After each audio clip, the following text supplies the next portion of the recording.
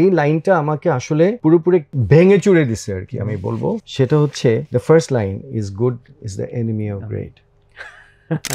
মানে আমি এটা পড়ে না আমার চিন্তা হলো what does it take to become a great leader. এটা যদি আমার জানা থাকে আর কিছু পারি না পারি এটার জন্য তো চেষ্টা করতে পারি। এই বইটা আমার সাথে মনে হয় মৃত্যুর আগ পর্যন্ত থাকবে, বিকজ এর প্রতিটি অক্ষর, এর প্রতিটি শব্দ আমাকে অনুপ্রাণিত করে। আমি এইটুকু আপনাকে বলবো। কোন লেসনগুলা গ্রেটনেস অর সিক্রেটের মধ্যে থেকে আপনাকে সবচেয়ে বেশি ধাক্কা দিল?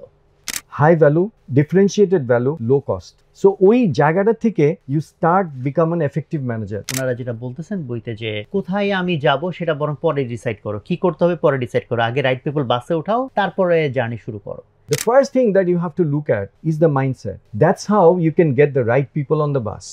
জনাব আসিফ ইকবাল একজন বহুমুখী প্রতিভাধর ব্যক্তি, যিনি কর্পোরেট সেক্টরের সাফল্যের পাশাপাশি একজন গীতিকবি এবং একজন উদ্যোক্তা। মার্কেটিংয়ে পারদর্শী এই ব্যক্তিত্ব বাংলাদেশের সাংস্কৃতিক ও ব্যবসায়িক অঙ্গনে গুরুত্বপূর্ণ অবদান রেখে চলেছেন। আজকের বই কথার বিশেষ পর্বে গুড টু গ্রেট বইটি নিয়ে আলোচনা করবেন জনাব আসিফ ইকবাল।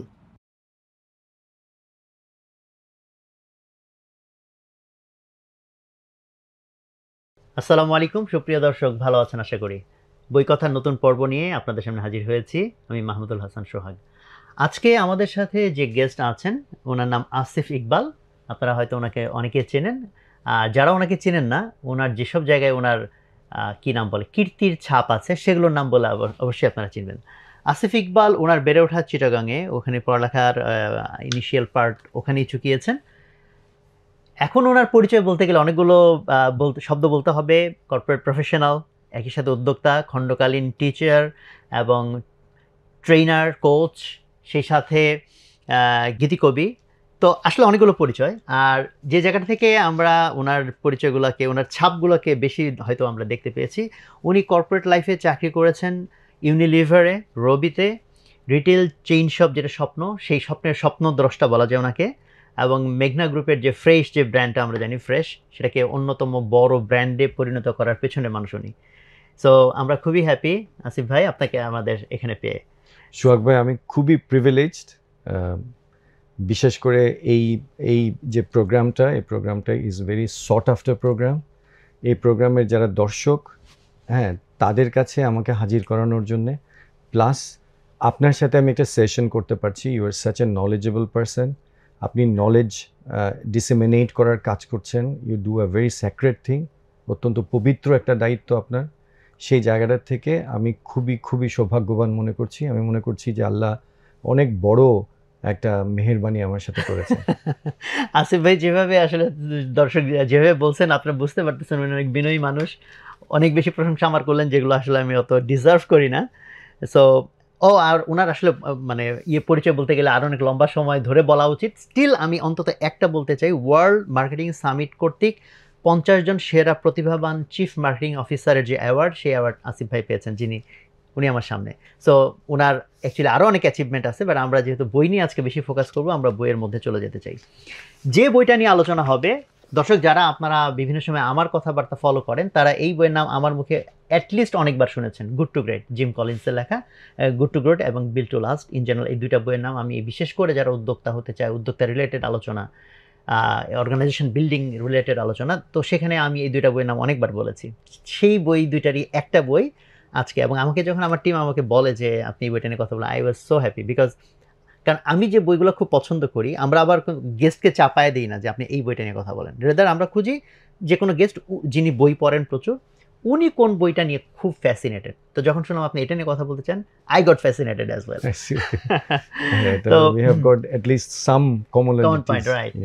তো আসিফ ভাই, এই যে বইটা জিম কলিন্স, আমি শুরুতে যেহেতু আমাদের এখানকার যারা অডিয়েন্স তাদের অনেকেই হয়তো এত বেশি রিসার্চ বেস বই, একটু বই যেগুলো মোটা, পড়ার অভ্যাস কম, অনেকে হয়তো অনেকে চিনবেন না।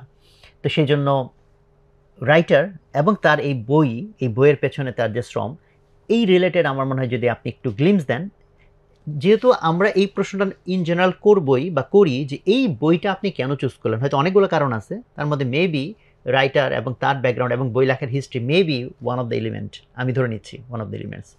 তো সেই জায়গা থেকে আপনি ওখানে একটু আমাদেরকে যদি দর্শকদেরকে একটু এনলাইটেন করেন। সো এই বইটা ইজ ভেরি ইন্টারেস্টিং। হ্যাঁ, সেটা হচ্ছে যে 2001 কিংবা 2-তে তখন I was posted in Pakistan, করাচিতে আমি পোস্টেড ছিলাম ইউনিলিভারে। সো আমার ওয়াইফ যায় নাই, আমার ছোট ছেলে 6 বছরের Araf, he went with me. So আমি আর আমার ছেলে we were in Pakistan together. আমার ছেলে তখন ধরেন ওর ট্রাউজারের জিপার লাগাতে পারতো না, শু লেস লাগাতে পারতো না, এগুলো সব আমি শিখিয়েছি। So that's the first time I started to get compassion into me. তো ওই সময় আমি প্রচুর সময় পেতাম। তো ধরেন এমন দিনও গেছে যেখানে আমি কোরআনের ট্রান্সলেশন ধরেন 3 দিনে শেষ করেছি, হ্যাঁ 2 দিনে শেষ করেছি, সারাদিন পড়েছি, সারা রাত পড়েছি, শেষ হয়ে গেছে, এরকমও হয়েছে। তো ওরকম প্রচুর সময় পাওয়া যেত ছুটির দিনগুলোতে বিশেষ করে। সো আমার তো সবসময় বই পড়ার শখ, সো বই পড়তাম। তখন হঠাৎ করে দেখলাম লাল রঙা একটা বই বুকশেলফে আছে, হ্যাঁ ওটা হচ্ছে আমি বাংলাদেশ ফেরার সময় আমি বইটা দেখলাম, এবং বইটা দেখার সাথে সাথে আমার মনে হলো বইটা পড়ি। বাট বইটা যখন পড়তে গেলাম, আমি যখন বইটার কাভার পড়লাম, হ্যাঁ কাভারের মধ্যে কাভারের মধ্যে মানুষ নিজের পরিচয় দেয়, হ্যাঁ অন্যান্য জিনিসপত্র দেয়, হ্যাঁ কিন্তু আমি দেখলাম যে তার পরিচয়টা খুবই ছোট, জিম কলিন্সের, হ্যাঁ এবং সে তাকে পরিচয় দিচ্ছে co-author of built to last. Built to last আমার পড়া আছে, হ্যাঁ a national bestseller for over 5 years with 1 million copies in print। আচ্ছা বুঝলাম। তারপরে যখন আমি দেখলাম, একটু পড়লাম, এবং এই পড়াটা আমি একটু পড়তে চাই এবং আমি একটু করতে চাই। ও বলছে the challenge was built to last, the defining management study of the 90s showed how great companies triumph over time and how long-term sustained performance can be engineered into the DNA of an enterprise from the very beginning. But what about company that is not born with great DNA? একদম average একটা company. How can good companies, mediocre companies, even bad companies achieve enduring greatness? এইটা পড়ে আমার মাথাটা গেল ঘুরে। আমার মনে হলো যে ইফ অ্যান অ্যাভারেজ কোম্পানি, প্রত্যেকটা কোম্পানি তো হয় অ্যাভারেজ কোম্পানি থাকে, না হয় স্টার্ট আপ থাকে, না হয় নট সো গুড কোম্পানি থাকে, সবাই তো বেস্ট কোম্পানি হয় না। তাহলে if the question is so compelling যে একটা অ্যাভারেজ কোম্পানি কিভাবে গ্রেট কোম্পানি হইতে পারে, এটা তো পড়া দরকার। This is amazing, this is fascinating. আমি তারপরে আরেকটু ঢুকে দেখলাম for years this question preyed on the mind of Jim Collins. Are there companies that defy gravity and convert long term mediocrity or worse into long term superiority? And if so, what are the universal distinguishing characteristics that cause a company to go from good to great? Right. Then he started to find out কোম্পানিগুলো, অনেকগুলো company, প্রায় 100 company, সে research data analysis করা শুরু করলো। He is a researcher, মানে amazing researcher. আমার non fiction জনরাতে আমি বলবো যে অ্যাকচুয়ালি এত বেশি রিসার্চ হবে খুবই কম। হ্যাঁ, সো তারপরে আমি স্টার্ট করলাম যে ঠিক আছে আমি বইটা পড়া শুরু করি। যখন আমি দ্য ফার্স্ট পাতা, যেটা আমার যেই লাইনটা আমাকে আসলে পুরোপুরি মানে ভেঙে চুরে দিছে আর কি আমি বলবো, সেটা হচ্ছে the first line is good is the enemy of great. মানে আমি এটা পড়ে না আমার চিন্তা হলো কি বলে, আমরা বাঙালি হিসাবে এত অল্পতে সন্তুষ্ট সোহাগ ভাই। হ্যাঁ, আমরা একটু কিছু ভালো করলেই আমরা খুশিতে 80 পাইলে উফ কি কথা। কিন্তু গ্রেট হইতে হবে, তাহলে what does it take to become a great company? What does it take to become a great leader? এইটা যদি আমার জানা থাকে, এই সায়েন্সটা যদি আমার জানা থাকে, এই মেথডটা যদি আমার জানা থাকে, আর কিছু পারি না পারি এটার জন্য তো চেষ্টা করতে পারি। And this is what build Asif Iqbal. I can tell you যে আজকে আমি যে পর্যায়ে আছি, আমি যে এত কিছু একসাথে করি আমার লাইফে, আমার কথা ছিল যে আমি জীবনে একটা জিনিস, হেজহগ ওয়ান অফ দ্য কনসেপ্ট, যে আমি একটা জিনিস করব। আমি চিন্তা করেছি আমি একটা জায়গায় ম্যাস্ট্রিতে থাকবো না। I would like to end my life with doing multiple things. I would like to become a multitasker. So এই মাল্টিটাস্কিংয়ে প্রত্যেকটা সেক্টরে আমি কি গ্রেটনেস অ্যাচিভ করতে পারবো? যদি পারি তাহলে এই বইটা সার্থক হবে, যদি পারি আমার এই সাধনা সার্থক হবে। So that's the way I have looked at the book, এবং এটা আই লিভ থ্রু এভরিডে। এটা এমন না যে এই বইটা আজকের একদিনের জন্য আমি আপনার সাথে আলোচনা করছি, এই বইটা আমার সাথে মনে হয় মৃত্যুর আগ পর্যন্ত থাকবে, বিকজ এর প্রতিটি অক্ষর, এর প্রতিটি শব্দ আমাকে অনুপ্রাণিত করে। আমি এইটুকু আপনাকে বলবো, এবং যদি কোনোদিন পারি তাহলে এই বইটা হয়তো বাংলাও করবো এক সময়, আর যদি কেউ করে থাকে তাহলে সেই বাংলাটা আরো বারবার পড়বো। হ্যাঁ, এরকমই একটা ইচ্ছে। This is the book that I am talking about. না মানে আপনার আবেগটা আসলে আপনার টোন এন্ড এভরিথিং থেকে বোঝা যাচ্ছে যে হাউ মাচ কি বলে যে ফ্যাসিনেটেড ইউ আর এই বইটার বিষয়ে।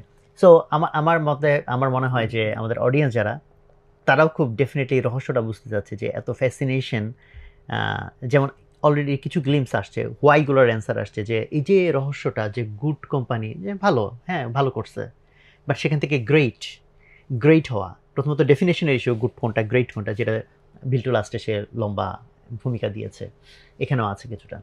সেটা প্রথমত একটু বোঝার জায়গাটাতে আমি একটু আলোকপাত করতে চাইবো যে লেখকের দৃষ্টিতে উনি কোনটাকে গ্রেট বলেছেন, গুড বলেছেন, এবং যেটা বলছে যে ডিএনএটাকে কীভাবে ডিজাইন করা যায় so that good company great কোম্পানিতে পরিণত হয়। এবং যে লাইনটার কথা বললেন যে good is the enemy of great, good হয়ে গেছি সেটা আমার জন্য সহায়ক নয়, আমার জন্য শত্রু হয়ে যেতে পারে, আমার জন্য শত্রু হয়ে যেতে পারে। তো এটা আমাকে গান লেখাতে এত ইন্সপায়ার করছে জানেন। আমি প্রতিবার যখন একটা গান মোটামুটি দর্শকপ্রিয়তা পায়, আমি চিন্তা করি যে this has become good, the great song hasn't come, so I have to try again in a different manner.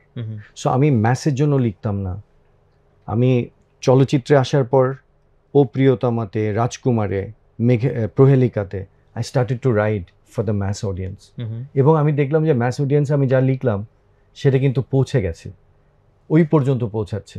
তার মানে to explore new things is something that this book inspires. তো আমরা যদি বাট এই বইয়ের ডেফিনেশন অনুসারে দর্শকদেরকে একটু বলতে চাই যে উনি কিভাবে ডিফাইন করেছেন যে কোনটাকে গুড বলবেন, কোনটাকে গ্রেট বলবেন। উনি যেটা করেছেন সেটা হচ্ছে যে উনি বলছেন যে প্রফিট রিটার্ন, আমি খুব সহজ বাংলায় বলছি, এখানকার টার্মে বলছি না, প্রফিট রিটার্ন ইন্ডাস্ট্রি অ্যাভারেজ থেকে যখন 7x হয়েছে সেই ধরনের কোম্পানিগুলোকে, এবং ইন্ডাস্ট্রি অ্যাভারেজ গ্রোথ থেকে অনেক উপরে যে কোম্পানিগুলোর গ্রোথ হয়েছে সাস্টেইনড লেভেলে 15 বছর ধরে, সেই কোম্পানিগুলোকে উনি গ্রেট কোম্পানি হিসেবে ডিফাইন করেছেন। এবং এই ক্রাইটেরিয়াগুলোকে আবিষ্কার, এখানে আরো অনেকগুলো ক্রাইটেরিয়া আছে, বাট আমি দুটো ক্রাইটেরিয়ার কথা বললাম। এই ক্রাইটেরিয়াগুলোকে উনি আবিষ্কার করতে গিয়ে যে রিসার্চ করেছেন, হ্যাঁ, সেটা ইজ অলসো ফ্যাসিনেটিং। আমি একটু পড়ে শোনাই আপনাকে। Upon using tough benchmarks, Collins and his research team identified a set of elite companies that made the leap to great results and sustained those results for at least 15 years. So great results গুলো কি? আপনার যে revenue growth হচ্ছে above industry average এবং above top of the peak. আপনার total industry অ্যাভারেজের থেকেও second পিকেস্ট যে, তার থেকেও আপনি হায়ার লেভেলে আপনি গ্রো করছেন। So you are the highest করছেন 15 বছর ধরে, টানা 15 বছর ধরে, plus you are also generating return on profit of 7x time, মানে আপনি ইন্ডাস্ট্রি অ্যাভারেজ থেকে 7x করছেন। সো গ্রো আপনি করছেন, প্রফিট আপনি করছেন। এই ধরনের সাস্টেইন লেভেলের 15টা কোম্পানি রিসার্চ করে উনি বের করলেন। এবং the research team contrasted the good to great companies with a carefully selected set of comparison companies. এদের সাথে উনি কম্পারিজন কোম্পানি করলেন। আমি একটু একটা জিনিস দেখাই, এখানে লেখা আছে। কোনটা, গ্রাফটা নাকি? না, গ্রাফটা না। তো গুড টু গ্রেট কোম্পানিজ গুলো, এটা আমেরিকান কনটেক্সটে লেখা, এই জন্য অনেকে হয়তো কোম্পানিগুলোর সাথে রিলেট করতে পারবেন, অনেকে রিলেট করতে পারবেন, কিন্তু এই কোম্পানিগুলো অনেক বেশি প্রচারে আসে না, যার জন্য আপনি জানতে পারবেন না যে এই কোম্পানিগুলো। ফর এক্সাম্পল অ্যাবট, হ্যাঁ, তারপরে হচ্ছে সার্কিট সিটি, ফানি মে, জিলেট শুনবেন আপনি, কিম্বারলি ক্লার্ক হয়তো কেউ শুনে থাকতে পারবেন। ক্রগার হচ্ছে ওদের থার্ড লার্জেস্ট রিটেইল চেইন। নিউকার হচ্ছে স্টিল। ফিলিপ মরিস, হ্যাঁ আমরা সবাই জানি। পিটনি বস, ওয়ালগ্রিনস, হ্যাঁ, তারপরে হচ্ছে Wells Fargo is a bank. So এই ধরনের কোম্পানিগুলো তারা বেছে নিয়েছে এবং ওনারা বলছেন যে what was different, why did one set of companies become truly great performers while the other set remained only good? Over 5 years, the team analyzed 5 years. The team analyzed the histories of all 28 companies in the study. 5 বছর ধরে এই টিমটা analyse করলো কয়টা company? 28টা company. After sifting through mountains of data and thousands of pages of interviews, AI যুগে না কিন্তু এটা, আপনি বুঝছেন যে আপনার যখন লোটাস 1 2 3 দিয়ে কাজ হচ্ছে, সেই জামানায় Collins and his crew discovered the key determinants of greatness. Why some companies make the leap and others don't. বিশেষ করে আমার কাছে ইয়েতে বিল টু লাস্টে যেভাবে জিনিসটাকে পোর্ট্রে করা, আমার কাছে ওটা খুব ইন্টারেস্টিং লাগছে, যে ওনারা পেয়ার অফ কোম্পানিজ যেভাবে নিয়েছেন, যে একই ইন্ডাস্ট্রি, একই সময়ে শুরু হওয়া, কাইন্ড অফ একই ইকোনমিক অ্যান্ড এভরি সিচুয়েশনের মধ্যে দিয়ে গেছে এবং একটা গুড পর্যন্ত গেছে, যেটা শেয়ার স্টক ভ্যালু রিটার্ন, আর আরেকটা হচ্ছে গ্রেট হয়ে গেছে। অ্যাবসলিউটলি, বিকজ ওই চয়েসটা খুব সুন্দর ছিল, বিকজ ওরা যে পেয়ারগুলোকে নিয়েছে একই ইন্ডাস্ট্রিতে, একই ব্যবসা করে, একই সময়ে কাইন্ড অফ শুরু হওয়া, একই রকম সিচুয়েশনের মধ্যে দিয়ে যাওয়া, বাট একটা গুড হলো, একটা গ্রেট হলো।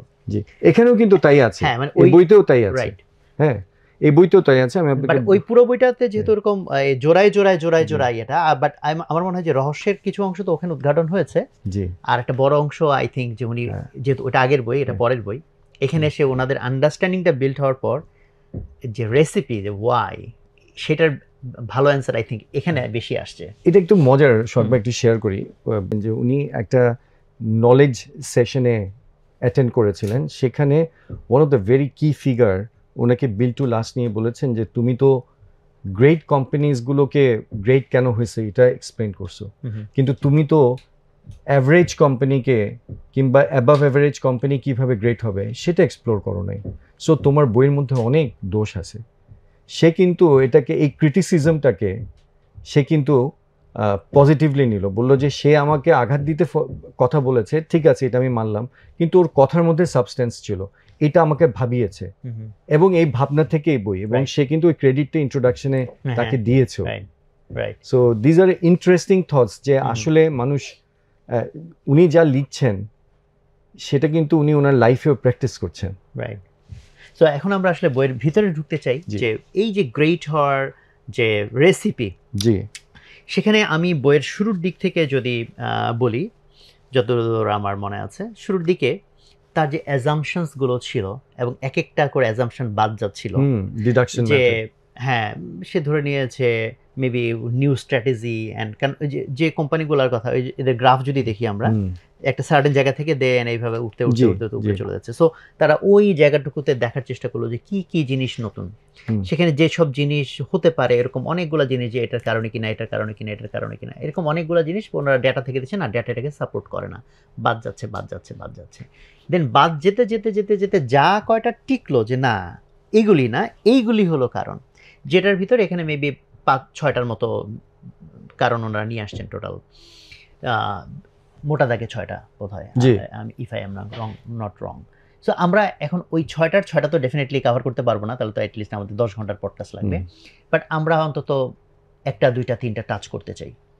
সো আমি প্রথমত প্রশ্নটা এইভাবে করতে চাই, যে এই যে 6টা পয়েন্ট এখানে এনেছেন, এবং সেখান থেকে কাউন্টার ইনটিউটিভ, কেন আমি কাউন্টার ইনটিউটিভ জিজ্ঞেস করতে চাই, কারণ ইনটিউটিভ যেটা লাইক, যে ভাই এটা তো সবাই জানে, সবাই বোঝে, হ্যাঁ এটা হইলে এটাই, কিন্তু কাউন্টার ইনটিউটিভ লাইক, ভাই কি বললো, এটা তো ভাবি নেই, ধাক্কা লাগা, যেখান থেকে মানুষ অ্যাকচুয়ালি আরও বেশি শেখার সুযোগটা তৈরি হয়। সেই দিক থেকে বললে আপনি বইয়ের একদম ফার্স্ট টু মানে র্যাঙ্কিং করতে হবে না, বাট আপনি কাউন্টার ইনটিউটিভ জায়গা থেকে যদি যান, যে কোন লেসনগুলা গ্রেটনেস অর সিক্রেটের মধ্যে থেকে আপনাকে সবচেয়ে বেশি ধাক্কা দিল। আমাকে সবচেয়ে বেশি ধাক্কা দিয়েছে যেটা, আমি একটু মানে বর্ণনা করে আসতে হবে আমাকে, if you please allow me. সবচেয়ে বেশি ধাক্কা দিয়েছে একটা সেন্টেন্স, সেটা হচ্ছে পিপল ফার্স্ট, স্ট্র্যাটেজি সেকেন্ড। মানুষ আগে, স্ট্র্যাটেজি পরে। পরে। আচ্ছা, এখন ওইখানে ওটা লিখছে ওটা কি যে ইয়া অন দ্য বাস কি একটা right people on the bus হ্যাঁ, and wrong people off the bus, right হ্যাঁ। হ্যাঁ সো এটা হচ্ছে the second one. So people first strategy second, right people on the bus, wrong people off the bus. এটাতে আমি start করলাম চিন্তা করতে, যেটা আমাকে ইম্প্যাক্ট করেছে। আমি পুরোটা পড়ার পরে আমি চিন্তা করলাম what actually creates enduring leadership. Enduring leadership কি ক্রিয়েট করে? সো ওইখান থেকে আসলে the level 5 leaders যে emergence, the humility plus willpower is level 5 leadership উনি যেটা বলছেন, and that's a theory that is now being practiced. Level 5 লিডারশিপে আমি কিন্তু ভালো মতো আসতে চাই। জি, না আমি আসবো ওখানে। এইটা মানে research team was very shocked যখন কম্পারিজন কোম্পানিগুলোর সাথে গ্রেট কোম্পানি দেখছে, গ্রেট কোম্পানির লিডারগুলোর সম্বন্ধে কোনো আলোচনাই নাই পৃথিবীতে। জ্যাক ওয়েল সম্বন্ধে অনেক আলোচনা আছে, হ্যাঁ, কিন্তু আপনার ধরেন জেফ বেজোস সম্বন্ধে অনেক আলোচনা আছে, ইলন মাস্ক নিয়ে পৃথিবী জুড়ে মাতামাতি, বুঝছেন, কিন্তু উইলিয়াম রডনি ম্যাকমুলান নিয়ে মাতামাতি নাই। কে উইলিয়াম রডনি ম্যাকমুলান?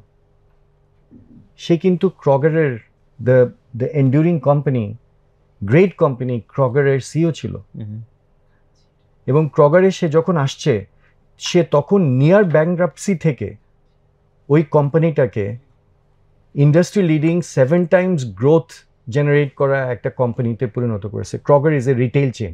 আমাদের স্বপ্ন যেমন একটা রিটেল চেন, যেটা আমি বানিয়েছিলাম এক সময়, সেরকমই একটা রিটেল চেন ক্রগার, বা তার চেয়েও বড় রিটেল, অনেক বড় রিটেল চেন। তো সেটা নিয়ার ব্যাংক্রাপসি থেকে সে পুরো টার্ন অ্যারাউন্ড করছে। সো এই লেভেল 5 লিডারদের কি কাজ করে আসলে? What does it work? কিভাবে একজন লেভেল 5 লিডার হয়ে যান? তো সেটা যদি আমি আলোচনা করতে চাই, তাহলে প্রথমে আগে চিন্তা করতে হবে যে লেভেল 5 লিডার মানেই তো শুধু সিও, তা না। আপনি লেভেল 5 লিডারশিপ আপনি এক্সিকিউটিভ লেভেলেও প্র্যাকটিস করতে পারেন, আপনি সিনিয়র এক্সিকিউটিভ লেভেলও প্রডিউস করতে পারেন, আপনি পোস্ট বা আপনার ডিজাইন র্যাঙ্কিং এ না। লেভেল 5 লিডারশিপের থটটা হচ্ছে is ingrained into your attitude, এবং এখান থেকে আমি আবিষ্কার করলাম attitude is greater than skills. স্কিলের থেকেও সবচেয়ে বড় যে জিনিসটা সেটা হচ্ছে attitude. If you do not have this right attitude, what makes right attitude? Right attitude makes a great leader. তাহলে রাইট অ্যাটিটিউডগুলো কি, এটা তো আমাকে জানতে হবে যদি আমাকে লেভেল 5 লিডার্স বুঝতে হয়। তো সেই জায়গাটায় আমি যেটা আবিষ্কার করলাম, যে জিম কলিন্স আমাকে যেটা শিখালো, যে এ হাই লেভেল প্রোডাক্টিভিটি কন্ট্রিবিউটর হইতে হবে আপনাকে। প্রথমে হাই লেভেল প্রোডাক্টিভিটি কন্ট্রিবিউটর হইতে হবে। নিজে যদি হাই লেভেল প্রোডাক্টিভিটি কন্ট্রিবিউটর না হন, নিজে যদি ওয়াক দ্য টক না করেন, নিজে যদি হাত ময়লা না করেন, নিজে যদি ডিটেইলে না ঢোকেন, তাহলে অন্যরা কিন্তু আপনাকে রেসপেক্ট করবেন, এবং আপনিও অন্যের যে পেইন সেটা আপনি ফিল করতে পারবেন না। So that's number 1. Number 2 is you have to be a productive team member to actively contribute in group productivity objectives. So গ্রুপের so you have to play a team empowerment. আমি আমার বই যদি লক্ষ্য থাকে অটুটে, আপনি দেখবেন টিম কমিটমেন্ট নিয়ে আলাদা একটা পুরো চ্যাপ্টার আছে, inspired by Jim Collins, level 5 leadership. যে আপনি এক্সিকিউটিভ লেভেলে, আপনি যখন একটা team player, when you are a steward not a leader, আপনি কিভাবে প্লে করবেন? কারণ আপনি যদি প্লে না করেন, লিডার তো পারফর্ম করতে পারবেন না। So you have to be a productive team member to actively contribute to group productivity objectives. The third level হচ্ছে you have to become an effective manager. Effective and efficient manager মানে হচ্ছে আপনাকে যে দায়িত্ব দেওয়া হয়েছে, যে গোলগুলো দেওয়া হয়েছে, আপনার যে কেপিআই, কি পারফরমেন্স ইন্ডিকেটরস দেওয়া হয়েছে, সেগুলো আপনি চ্যালেঞ্জিং এবং এফেক্টিভ টার্গেটগুলোকে তৈরি করার জন্য, এই চ্যালেঞ্জিং এবং স্ট্রেচ টার্গেটকে আপনি অ্যাচিভ করার জন্য you come up with effective solutions. কার্যকরী একটা সলিউশন নিয়ে আপনি আসেন এবং এফিশিয়েন্ট সলিউশন আনেন। তার মানে হচ্ছে এই সলিউশনগুলো কস্টলি না। cost is lower. So there comes the blue ocean strategy. High value, differentiated value, low cost. So ওই জায়গাটা থেকে আপনি কিন্তু you start become an effective manager. তো আপনার মাথার মধ্যে চলে আসছে যে effective manager মানে হচ্ছে you create differentiated value যেটা মার্কেট উইন করবে but at A low cost. So that's your, আপনি যদি ম্যানেজার লেভেলে থাকেন। যখন আপনি ম্যানেজার লেভেল থেকে আস্তে আস্তে লিডার হয়ে উঠছেন, তখন আপনাকে মনে রাখতে হবে যে a leader who can inspire other leaders two exceptional results. তখন কিন্তু আপনি অ্যাচিভ করতেছেন না, আপনার টিম অ্যাচিভ করতেছে। তাহলে আপনার টিম যদি অ্যাচিভ করে, আপনি আপনার টিমকে যদি সন্দেহ করতে থাকেন, how can you achieve results? তখন আপনার টিমকে ইন্সপায়ার করতে হবে। আপনি তো you are walking the talk, আপনি you are showing the road, কিন্তু অনেক সময় আপনি রোড শো করতে পারবেন না, অনেক সময় আপনার অনেক জায়গা জানা থাকবে না, কিন্তু আপনার টিম যদি যোগ্য হয়, সেই টিম কিন্তু আপনাকে ওই অজানাগুলো এক্সপ্লোর করে দিবে। অতএব আপনার টিমকে রেসপেক্ট করতে শেখায়, যেটা বাঙালির চারিত্রগত বৈশিষ্ট্য। আমরা ছোটবেলা থেকে আমাদের বাবা মাকে পায়ে ধরে সালাম করছি, শিক্ষকদেরকে পায়ে ধরে সালাম করছি। এটার মানেটা কি? এটার মানে হচ্ছে ফ্রম দ্য ভেরি বিগিনিং আমরা রেসপেক্ট করছি। আজকের দুনিয়াতে আমরা এসে দেখছি আমাদের জেনজিরা টিচারকে মারছে, টিচারকে টেনে হিঁচড়ে নামাই দিচ্ছে। টিচার যত অপরাধী হোক, আমরা শিখছি, আমাদের জেনারেশন থেকে আমরা শিখছি যে এই রেসপেক্টটা is basically embedded into our DNA. এবং ওই ডিএনএটাই আসলে মানুষকে ইন্সপায়ার করতে পারে। যে টিচারকে টেনে হিঁচড়ে নামাই ফেলতেছে, সে রেবেলিক হইতে পারে, সে কিন্তু কিছু অ্যাচিভ করতে পারে না, সে ডিসরাপশন ক্রিয়েট করতে পারে, কিন্তু সে সাস্টেইনড অ্যাচিভমেন্টে যেতে পারে না। সো ওই জন্য ওই লিডারটাকে ইন্সপায়ার করার জন্য মানুষকে রেসপেক্ট করতে হবে, মানুষের প্রবলেমগুলো বুঝতে হবে, মানুষের প্রবলেমগুলোকে নিজের প্রবলেম মনে করতে হবে। এই জায়গাটা আসলে দেখেন আস্তে আস্তে কিন্তু এগুলোই কিন্তু বিনয়, এগুলোই কিন্তু হিউমিলিটি। এরপরে হচ্ছে level 5 leader who will achieve world class results through unique combination of humility and will power by funnelling personal vision into company success. হ্যাঁ, মানে আমি একটু আপনাকে থামাই। আমি রিসেন্টলিও এই লেভেল 5 লিডার নিয়ে এবং হিউমিলিটি এটা নিয়ে বোধহয় একটা ভিডিও করেছি, এর আগে কোনো এক জায়গায় বলেছি। কারণ এটা আমার কাছে খুব সারপ্রাইজিং ছিল। কারণ এই যে আপনি লেভেলগুলো ধরে ধরে গেলেন, লেভেল 1 2 3 4 5, লেভেল 5 লিডার্স আমরা যখন চিন্তা করি the most top achievers leaders, আমাদের সামনে ক্যারিশমা, তারপর সেই রকম বক্তৃতা দিবে ইত্যাদি। যখন আমি হিউমিলিটি শব্দটা দেখলাম যে তারা বিনয়ী হবে, সাথে উইল পাওয়ার ডেফিনেটলি থাকবে, এটা কিন্তু আমার কাছে অনেক কাউন্টার ইনটিউটিভ ছিল। যে বিনয়ী তো এত বেশি বিনয়ী মানুষ অ্যান্ড শাই, অনেকে এখানে যাদের কথা আসছে অনেক শাই, সামনে যাওয়া ইত্যাদি ইত্যাদি। আর আমরা লিডার বলতে বুঝি সে একটা বক্তৃতা দেবে, সামনে যাবে, এরকম। এই জায়গাটা আপনার কাছেও আই থিঙ্ক যে শকিং ছিল কিনা, বা আপনি দেন এটাকে কীভাবে ট্রান্সলেট করেন যে ওয়াই হিউমিলিটি? বা মানে এটা তো তাদের রিসার্চ ডেটা থেকে আসছে। এবং তারা এখানে বলছে, ইভেন জিম কলিন্স তার টিমকে একাধিকবার বলছে যে দেখো আমরা আগেই ধরে নিচ্ছি মেবি লিডারের কারণে এসব হয়, তোমরা বরং এটা বাদ দাও, ধরে নাও যে বরং লিডারের কারণে এসব হয় না। বাট টিম বারবার দিচ্ছে না, ডেটা থেকে আসতেছে লিডারের কারণে হয় এই চেঞ্জটা, গ্রেট হওয়ার পাথ। অ্যান্ড তাদের ডেটা বলতেছে সেই লিডারগুলো হচ্ছে খুব হিউমিলিটি, খুবই বিনয়ী টাইপ। অ্যাবসলিউটলি। এখানে আপনার ইয়েটা যদি বলেন। আমি দুটো জিনিস বলবো। একটা হচ্ছে হিউমিলিটি মানে কি? হিউমিলিটি মানে হচ্ছে সেলফলেসনেস, মানে নিজে একটা কিছু, আমি সব আমার, এটা না। হ্যাঁ, আমি সব কিছু না, আমি ইগোসেন্ট্রিক না, আমি কত বড় মহারাজা, আমি কত বড় নেতা, তা না। এটা হচ্ছে ক্ষমতায়নের জায়গা, এম্পাওয়ারমেন্টের জায়গা। মানে হিউমিলিটিকে বরং যদি বলি অহংকারহীনতা, অ্যাবসলিউটলি। কি বলে আত্মগর্ব যেটা বায়, আমরা এটাকে বলি, মানে আমি সিম্পলি বলি যে বিনয় is a combination of respect and inspiration. আপনি যদি কাউকে রেসপেক্ট করেন, সে আপনাকে কিন্তু জান দিয়ে ফেলবে আপনার জন্য। রাইট। আপনি যদি কাউকে কেয়ার করেন সত্যিকারভাবে, সে যদি বুঝতে পারে যে না আপনি from a caring point of view আপনি আসছেন, সে কিন্তু আপনাকে আপনার জন্য যা চান তাই করতে পারবে। আমার লাইফে আমি এটা আমার 32 ইয়ার্স অফ কর্পোরেট লাইফ, আমার কর্পোরেট লাইফ, আমার মিউজিক লাইফ, সবখানে আমি দেখেছি যে পিপল হিউমিলিটি এক্সারসাইজ করলে যেটা হয়, বাকি তার সাথে কাজ করতে কমফোর্ট ফিল করে, এবং পিপল উইল ফেল। এই লিডার্সগুলো আপনি যদি পড়েন বইতে আপনি জানবেন অনেকগুলো এক্সাম্পল আছে। আমি যে জিনিসটা বলতে চাই, people will fail, but it is the leaders responsibility যে সে ফেল করার আগে তাকে গাইড করা, তার সাথে হ্যান্ডহেল্ড করা যখন দরকার হচ্ছে, আর যখন হ্যান্ডহেল্ড করার দরকার নাই তখন তাকে হায়ার লেভেলে পৌঁছানোর জন্য ইন্সপায়ার করা। And that's where the succession comes, যে দ্য সাকসেশন প্ল্যানিং, যে আমি লিডার কিন্তু আমার অর্গানাইজেশনে আমিই সব না, আমার পরে আমি না থাকলেও এই অর্গানাইজেশনকে টিকতে হবে, কারণ এই organisation is serving the humanity, serving the consumers, serving the customers. So আমি চলে যাব কিন্তু অর্গানাইজেশন টিকে থাকবে। যারা নিজেকে বড় না করে কোম্পানিকে বড় করেছে তাদেরকেই জিম কলিন্স হিউমিলিটি ওয়ালা লিডার বলছেন। সো কোম্পানিকে বড় করতে চাওয়া যেই এমপ্লয়ি, সেই আসলে লেভেল 5 লিডারশিপের 50% অ্যাচিভ করছে। যে নিজেকে বড় করতে চাচ্ছে না, যে কোম্পানিকে ফাঁকি দিতে চায় না, কোম্পানিকে বড় করার জন্য নিজের জীবনকে উৎসর্গ করবে, সেই আসলে বিনয়ী। এরপরে আমি এখন যদি আপনার এই জায়গাটার আপনার আনসারটা আমি দিয়ে থাকি, তাহলে আমি একটু উইল পাওয়ারে যেতে চাই। হ্যাঁ, মানে ওই উইল পাওয়ার যাওয়ার আগে যদি বলি, এই জায়গায় অনেকেরই প্রশ্ন আসতেই পারে, ভাই কত লোকই তো বিনয়ী লোক দেখলাম, ডাউন টু আর্থ, তার মানে কি তার সব লেভেল 5 লিডার হয়ে যাচ্ছে? নো, কারণ তার যে উইল পাওয়ারের কম্বিনেশন লাগবে। আপনি সবকিছু করলেন কিন্তু আপনার লক্ষ্যের দিকে খেয়াল নাই, আপনি ছেড়ে দিলেন।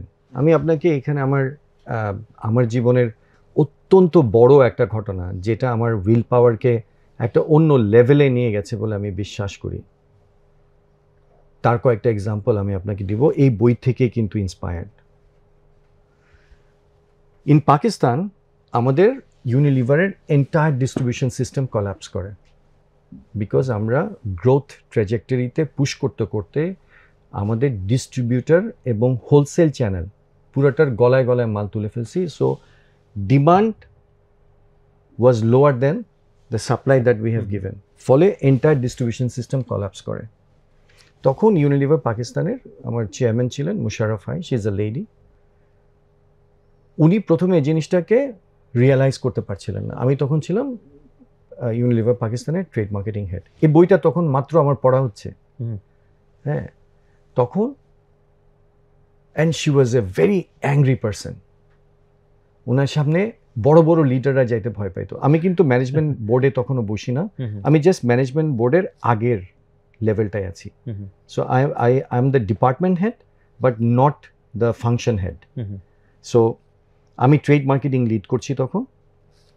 But Musharraf used to like me a lot because I never used to wither from what I have to say to whoever he or she is. মানে আমি যেটা সত্য বা যেটা ভালো সেটাকে পজিটিভলি প্লেস করার জন্য আমি কখনো ডেথার করতাম না। অনেক সময় রেগে যেত আমার সাথে, তো আমি মোশাররফের ওখানে লিখে রাখছিলাম I own hell because my boss gave it to me. So ও যখনই আসতো আমি এটা ওর সামনে দিতাম, বুঝছেন? তখন ও বলতো তুমি এটা সরাও। আমি বলছি মোশাররফ তুমি হাসো তারপরে সরাবো। So when she smiles, then we used to start the conversation. So ওই টাইপের ছিলাম আর কি আমি। So I used to interact with her quite a lot and I learned huge things from Musharraf bhai. So আমি মুশাররফকে গিয়ে বললাম, এবং আমার বস আলিউস সাজ্জাদ ছিলেন, হি ওয়াজ দ্য সেলসের হেড। সো আমি আলীকে বললাম, আলী আমি তোমার স্টক লেভেল যেটা দেখছি এটা জাত অবস্থার মধ্যে পৌঁছে গেছে, কোম্পানি কিন্তু কলাপস করবে। বলে আমিও তো বুঝতেছি, কিন্তু তুমি মোশাররফরে বুঝাবা কেমনে? আমি বললাম আলী তুমি তো ভিজিটে আসো, তুমি যদি কিছু মনে না করো তুমি কি একটা ফোন দিবা মোশাররফকে, বলবা যে আসিফ তোমার সাথে একটু সিরিয়াস একটা বিষয় নিয়ে কথা বলতে চাই, অথবা তুমিও বলতে পারো, ইটস আপ টু ইউ, তুমি যেটাই চুজ করো। বলে না আসিফ তুমি যাও। আমাকে বাঘের মুখে ফেললো, কিন্তু আমি নিজে বাঘের মুখে পড়তে চাইছি because I have to save the company. তো আমি গেলাম মোশাররফকে গিয়ে সমস্ত ডাটাগুলো দেখিয়ে, আমি প্রথমে তাকে কনক্লুড করি না, আমি প্রথমে তাকে সমস্ত ডাটাগুলো দেখাইছি, সিচুয়েশন। ও অধৈর্য হয়ে গেছে, চিৎকার করতেছে যে তুমি এগুলো কেন আমাকে দেখাচ্ছ? আমি বললাম Mosharraf unfortunately I have to tell you that the distribution system is near collapsing. We can't continue like this. চিল্লা পাল্লা অনেক কিছু করলো, আমি চুপচাপ বসে আছি। বসে তাকে বললাম যে Mosharraf I think we have to think differently. এখনই তোমাকে চিন্তা করতে হবে না, কারণ you have got your bosses to manage, you have got the company's expectation to manage. So I'm here to help. Let's solve it. Let's solve it together. Willpower.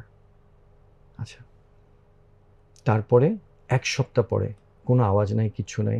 আমরা তো চিন্তা করতেছি আমার চাকরি নাই, আমাকে বাংলাদেশ ফেরত যেতে হবে।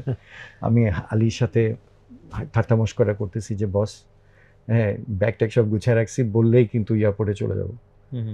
এরকম একটা অবস্থায় 7 দিন পরে Mosharraf sent an email saying যে দ্য কোম্পানি গ্রোথ প্রজেকশনসে এই অ্যাসপিরেশনসে এই ঝামেলায় পড়ছে, এখন we have to manage this business differently. এবং এই জন্য I am announcing a project called valour, VALOUR, Valor, and this project will be led by the trade marketing head Asif Iqbal, and he will have the authority to overturn even my decisions.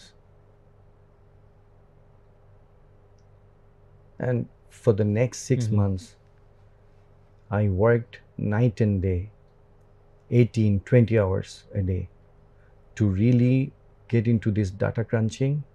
একটা team বানালাম, team বানায় data crunching করে পুরো বিজনেসটাকে fix করার সমস্ত চেষ্টা করে ফুল distribution এবং এই পুরো বিজনেসটাকে ফিক্স করলাম। মোশাররফ তার বসদের এক্সপেকটেশনস ম্যানেজ করলো এবং সেই সব ম্যানেজমেন্টে আমি, আলিউ সাজ্জাদ এবং Tom Darlow, these are the 3 people we use to present আমাদের কি কি হয়েছে, কেন হয়েছে, এগুলো প্রেজেন্ট করলাম এবং আমরা বললাম যে the demand generation has to be taken into a different level, এবং সেটার জন্য আমাদের কিছু ইনভেস্টমেন্টস লাগবে, আমাদের কোথা থেকে কি আমরা ফানেল করে কিভাবে কি করব, পুরো স্ট্র্যাটেজিটা আমরা বানালাম। So that's one example. আমি আপনাকে আরও একটা উইল পাওয়ারের এক্সাম্পল দিব, সেটা হচ্ছে আমি তখন ইউনিলিভারের বাংলাদেশের এরিয়া সেলস ম্যানেজার। তখন আমি পাকিস্তান যাই নাই। অ্যারোমেটিক হালাল হিটাস, হ্যাঁ হ্যাঁ হালাল বুঝছেন, সাবান। এবং আমাদের শেয়ারটা চলে গেল, প্রায় অর্ধেক হয়ে গেল আমাদের share. Aromatic started to gain share. এখন এই কার্যকারণে আমরা কি করলাম, আমি তখন মাত্র মানে আমি এরিয়া ম্যানেজার থেকে যখন দেখলো এই পুরো জিনিসটা 96-এ যখন এই পুরো জিনিসটা হিট করলো, 97 I was transferred from sales to marketing yet again. আমি কিন্তু মার্কেটে ছিলাম, ব্র্যান্ড ম্যানেজার ছিলাম, ওখান থেকে আমি সেলসের ডেপুটেশনে গেছিলাম। হ্যাঁ, 6 মাস বা 9 মাসের মতো বা 1 বছরের মতো আমি সেলসে কাজ করলাম। 1 বছর পরে আমাকে আবার ব্যাক করা হলো as a senior brand manager for Lux personal washing. তখন ইউনিলিভারের ডার্ক সাইডে যে লিডার্সগুলো ছিল, ভিন্ডে বাঙ্গা, হরিশ মানওয়ানি, তারপরে হচ্ছে Roberto Escoli, Aninda Mukherjee, these are the very মানে রিনোনড লিডার্স অফ ইউনিলিভার। এবং ইউনিলিভারের এটা ইন্ডিয়া থেকে ম্যানেজ হতো, আমাদের রিজনটা ইন্ডিয়া থেকে ম্যানেজ হতো, আমাদের রিজনাল ইনোভেশন সেন্টার ছিল ইন্ডিয়া। সো ওখান থেকে ওরা বললো যে তুমি এখন লাক্সের বদলে লাইফবয় প্লাস লঞ্চ করো, হ্যাঁ, তারপরে লাইফবয় গোল্ড লঞ্চ করো, রেক্সোনা রিলঞ্চ করো, লাক্স বিউটি লঞ্চ করো, এরকম করতে করতে লিরিল লঞ্চ করো। প্রত্যেকটা সাবসেগমেন্টসে আমরা প্রোডাক্ট লঞ্চ করলাম, কিন্তু nothing is doing. Everybody is scratching their head, they ran out of ideas. আমার যে মার্কেটিং কন্ট্রোলার ছিল, he got transferred, new marketing director Amal came in from Sri Lanka. This Amal has again another leader who actually changed my whole approach to marketing. So Amal ashlo, জনের জায়গায় জন আলফন্সি আসলো। So জন আলফন্সি আসার আগে in fact জন নোয়েলের কাছে যখন আমরা গেলাম, তখন জন নোয়েল একটা আমাদের বিজনেস রিভিউতে জন বসে আছে, আমল বসে আছে, আমি বসে আছি। ওই সময় we all ran out of ideas, এবং সঞ্জীব বসে আছে, সঞ্জীব মেহতা, যিনি পরে ইউনিলিভার ইন্ডিয়ারও চেয়ারম্যান হলেন, হিন্দুস্তান ইউনিলিভারেরও চেয়ারম্যান হলেন। সঞ্জীব তখন এখানকার কমার্শিয়াল ডিরেক্টর ছিলেন। সো সবাই বসে আছে। এই সময় আই সেড যে John, I don't think you know what we are doing is right, because if the problem is here, we are treating here, we are treating here, we are treating here, we are treating here. Like my problem is Lux, but I am launching Lux Beauty, I'm launching Lifebuoy Gold, but my problem is actually overall the quality of soap. It's not the halal thing. Halal thing is a fad, but the quality of soap is the thing. Because we are bringing tallow with a 42.5% duty, while my competition aromatic is bringing a semi-finished product, sodium soap of palmitic acid, with a 15% duty. So now to match that, and he is bringing the world-class product with 15% duty, and he is getting the benefit. In the product pricing, আপনি কতটুকু differentiation মানে top quality versus average কোয়ালিটির মধ্যে আপনি কতটুকু price differentiation পান, কিন্তু আপনার ডিউটি ডিফারেন্সিয়েশন যদি 15 থেকে 42.5% হয়, তাহলে ওই মার্জিন তো আপনি জেনারেট করতে পারতেছেন না, রাইট? সো আমি তাকে বললাম যে we need to get into value engineering. আমাদের পুরো এন্টায়ার ভ্যালু চেইন অ্যানালাইসিস করে আমাদেরকে দেখা উচিত যে এটা কিভাবে হবে। তখন জন আমাকে বললো যে তুমি পুরো এক্সারসাইজটা করে আমাকে একটু দেখাও তো। কারণ আমরা ডেভেলপমেন্টের সাথে খুব ক্লোজলি কাজ করতাম। ডেভেলপমেন্টে ইনাম নামে একটা ছেলে ছিল, চৌধুরী হাসান জাফর ছিলেন ইনামের আগে। সো এদের সাথে কাজ করতে করতে করতে করতে আমার মোটামুটি একটা ধারণা হয়ে গেছিলো যে কী করতে হবে। সো ওরা দুইটা জায়গায় আমরা ওদের সাথে পারছিলাম না। আমরা 100% ডিউটি দিতাম, ইভেন ভ্যাট দিতাম, কিন্তু ওরা 100% ডিউটি বা ভ্যাট দিত কি না আমরা জানি না। আমরা যদি এজিউম করে নিই যে ওরা 100% দিত, তাও আমরা ওই যে মার্জিন গ্যাপটা আছে সেটা আমরা কখনো প্লাগ করতে পারতাম না। সো সেই জন্য আমাকে বলা হলো যে ঠিক আছে তুমি একটা প্ল্যান তৈরি করো। আমি মোটামুটি একটা প্ল্যান বানানোর পরে এটা জনকে দেখালাম। জন আর কিছু বলো না, বললো যে না আমার মনে হয় তুমি ঠিকঠাক মতন গেছো। এবং আমি বললাম যে we have to get in to the lobbying to the government. আমরা 39% শেয়ার গভর্নমেন্ট হোল্ড করে, so we need to go to the government and really plead them. So ওই সময় 96, 97, 98-এ প্রবাবলি তোফায়েল আহমেদ ছিলেন বাণিজ্য মন্ত্রী বা কমার্স মিনিস্টার। সো উনাকে আমাদের অ্যাপ্রোচ করতে হবে, ওনাকে অ্যাপ্রোচ করে আমাদেরকে এই জিনিসটা বোঝাতে হবে। And also we need to have strategic influencing. So আমরা আমাদের ইউকের যে অ্যাম্বাসেডার ছিলেন উনি বাংলাদেশি ছিলেন, সিলেটি ভদ্রলোক, আমি নামটা ভুলে গেছি ওনার সাথে আমরা একটা প্রেজেন্টেশন করি, আমরা একটু সবাইকে জানাই জিনিসটা, এবং সেখান থেকে আমরা এটাকে অ্যাপ্রোচ করি যে আমরা কীভাবে করবো। সেই সময় আপনি দেখবেন যে জাতীয় রাজস্ব বোর্ডের প্রত্যেকটা প্রোডাক্টের সাথে একটা হোলোগ্রাম স্টিকার লাগাইতো। This was our packaging department's innovation. ওরা বের করে দিছিল যে এইটা যদি লাগানো যায় তাহলে অন্ততপক্ষে কিছুটা হলেও ডিউটি ডিসপ্যারিটিটা কমবে। সো তখন আমরা এটাকে পুশ করলাম, এবং ওইটা তখন রেভিনিউ কালেকশনের একটা মেকানিজম হয়ে গেল ফর এনবিআর, বুঝছেন? সো এই জিনিসগুলো আমরা তখন করতে থাকলাম। Plus mister Art Wiberg from Lux global team came, personal ওয়াশের গ্লোবাল যিনি হেড মিস্টার আর্ট উইবার্গ, উনি আসলেন বাংলাদেশে ভিজিট করতেন। And I was told to present in front of him individually, বুঝছেন? মানে পুরো কাপাকাপি অবস্থায় I presented him with 102 slides saying যে লাক্সকে কীভাবে রি-ইঞ্জিনিয়ার করতে হবে। সো হেডোনিস্টিক পারফিউম কীভাবে আনবে, শেপটা ধরেন আমরা গোসল করি কীভাবে, এইভাবে, সো ফেনা তো এইভাবে উঠে, তো অ্যারোমেটিক ছিল 100 গ্রাম, আমার 90 গ্রাম। তা আমার প্রশ্ন হচ্ছে 90 গ্রাম দিয়ে আমি 100 গ্রামের ভ্যালু দিতে পারবো, এবং 90 গ্রাম সাবান মানুষের কাছে ভিজুয়ালি মনে হবে আপনার 100 গ্রামের মতো। এই জন্য আমাদের ডেভেলপমেন্ট ডিপার্টমেন্ট বের করলো যে শেপটাকে যদি আমরা লেংথে বাড়াই, উইডথে আমরা যদি কম করি এবং এটার একটা কম্বিনেশন করি, তাহলে ওই 10 গ্রাম ভিজুয়ালি বোঝা যাবে না, মনে হবে একই রকমের সাবান। হচ্ছে ওরা পোস্ট ডোজিং করে পারফিউমে, হ্যাঁ আমরা প্রি ডোজ করি। সো প্রি ডোজে অনেক হিট হয়ে পারফিউমের টপ লেভেলগুলো চলে যায়। সো পোস্ট ডোজিংয়ে আমরা কিভাবে এটাকে ভালো করব সেটার জন্য আমরা কাজ করলাম। তারপরে যে প্যাকেজিংয়ের যে র্যাপার, হ্যাঁ মোড়ক যেটাকে আমরা বলি, সেটাতে আমাদের অনেক এফিসিয়েন্সি আনতে হবে। সো ওইটার জন্য আমরা মানে কোন সময় আমরা এই মোড়কের র মেটেরিয়ালসগুলো কিনবো, কোন সময় কি করব, এই সমস্ত কিছু মিলায় we started the whole value engineering and we relaunched Lux. এবং এইটার লাক্স যদি আমাদের মতন করে আমাদের রিলঞ্চ করতে হয়, এটা যেহেতু গ্লোবাল ব্র্যান্ড সেহেতু গ্লোবাল পারমিশন লাগবে। সো আমরা আর্ট উইবার্গের কাছে পারমিশনটা চাইলাম। উনি আমাকে বললো can you launch it next year. আমি বললাম তোমার গ্লোবাল টিম 2 বছর সময় লাগে, আমি কিভাবে মানে 1 বছরে করব, ঠিক আছে, তুমি আমাকে 1.5 বছর সময় দাও, আর তুমি আমাকে যত গ্লোবাল সাপ্লায়ার আছে তাদেরকে আমাকে ব্রিফ করার ম্যান্ডেট দাও, তাহলে আমি লঞ্চ করতে পারবো। And I got the mandate, and then the Lux got relaunched and we got back our share and Aromatic now আপনারা তো জানেন যে Aromatic is not in to the market. That was the beginning.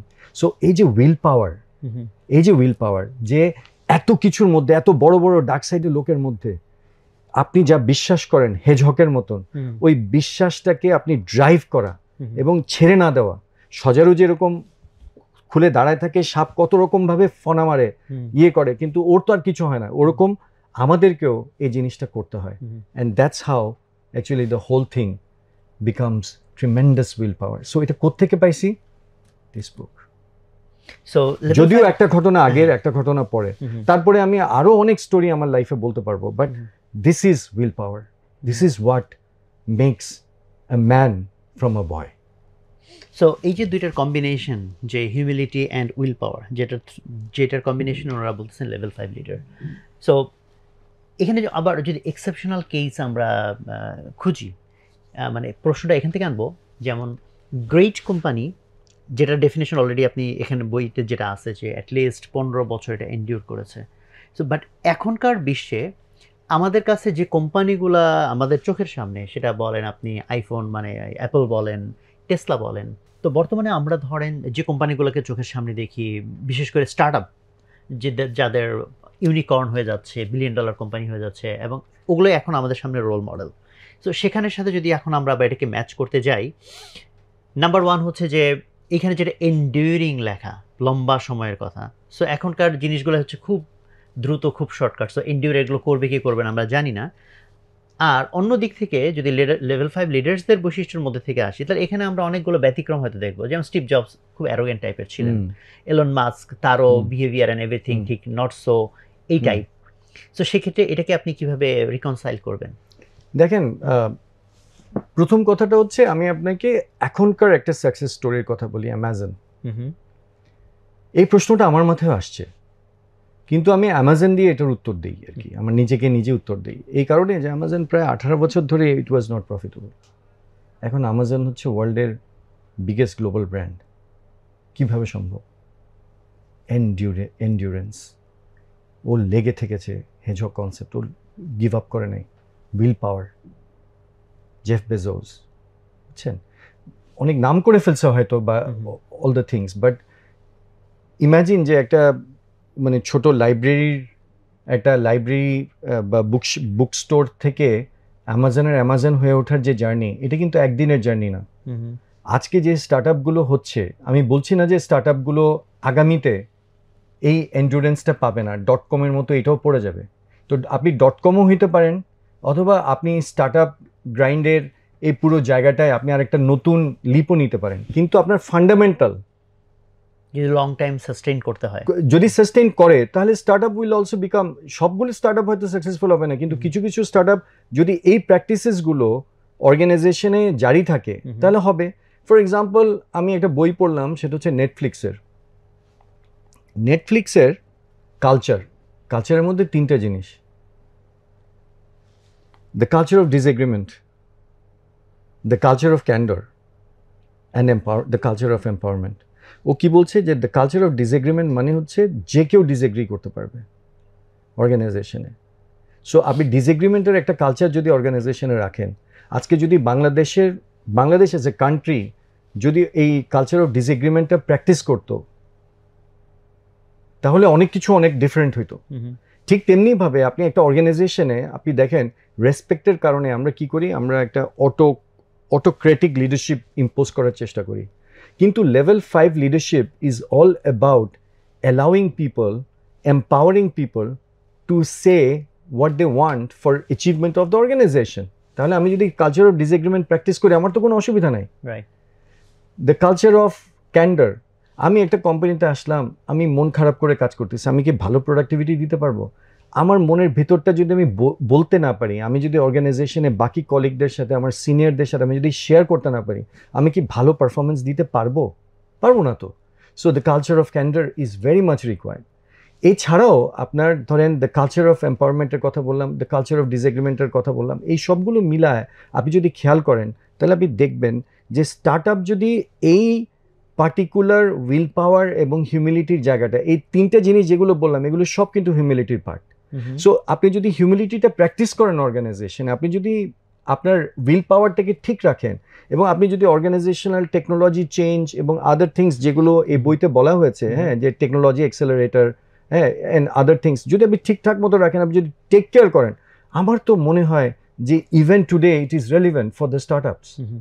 Okay, so আমি ওই যে আরেকটা পয়েন্টে একটু যেতে চাই, যেটা লেভেল 5 লিডার্সে আমরা চলে গেলাম শুরুতে, যেটা আপনি বললেন এখানে যে চ্যাপ্টারটা আছে ফার্স্ট হু দেন হোয়াট, যে আমি যখন টিম তৈরি করব, হ্যাঁ, পিপল ফার্স্ট, যে তো ওই জায়গাটাতে আবার একটু আমরা টাচ করতে চাই।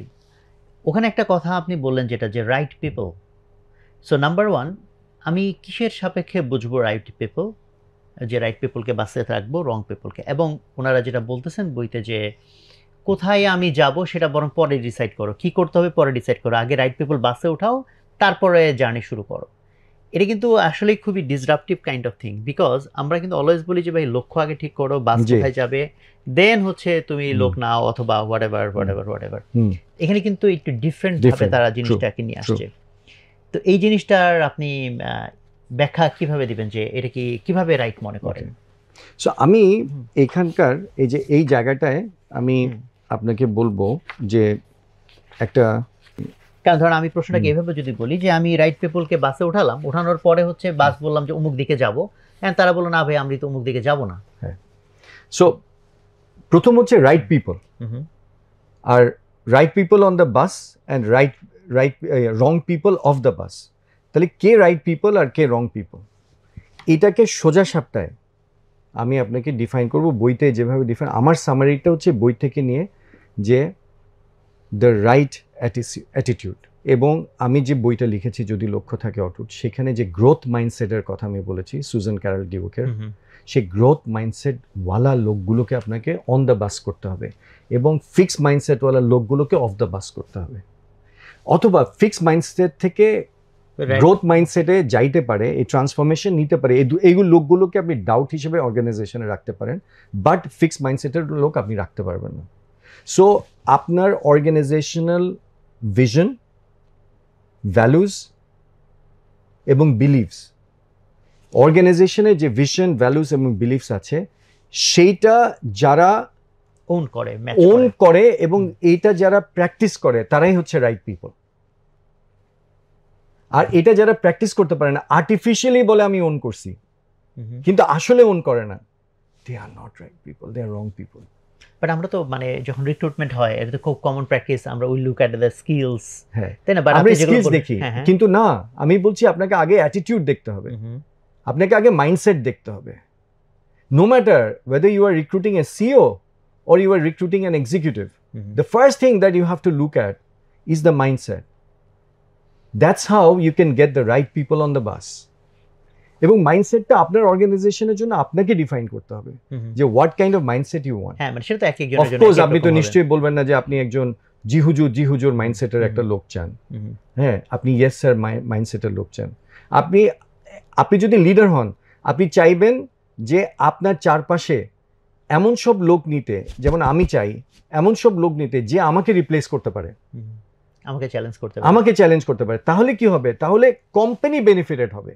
কিন্তু আমি যদি আমার চেয়ে কম কোয়ালিফাইড লোক আমার চারপাশে সাজিয়ে রাখি, তাহলে আমি গদিটা টিকা রাখবো কিন্তু অর্গানাইজেশন ডুবে যাবে। Right, so that's the way I term the right people on the bus and wrong people of the bus. Right. এখন আমি একটু আপনাকে চ্যাপ্টারের কিছু কি পয়েন্টস গুলো আমি বলতে চাই এবং আমি কি পয়েন্টস গুলো এখানে দেয়া আছে সেগুলো পড়লে আপনি বুঝতে পারবেন যে